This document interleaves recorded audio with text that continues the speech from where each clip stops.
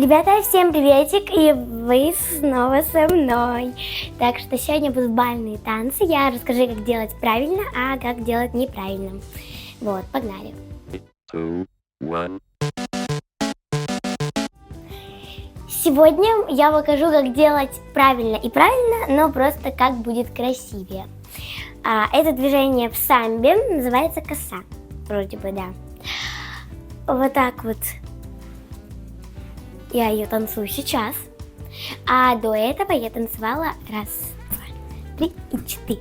То есть, более технично я танцевала, но сейчас весь мир покоряет пластичность. Поэтому мы делаем косу тоже. То есть коса танцует раз, два, три, четыре. Вот, и мы ее делаем более пластичной. То есть раз, два, три, 4.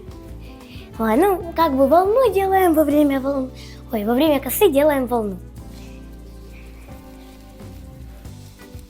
И вот так более будет красивее и пластичнее. И вы точно пройдете на ИФО или на уроке в хотя бы один тур. С этой косой правда.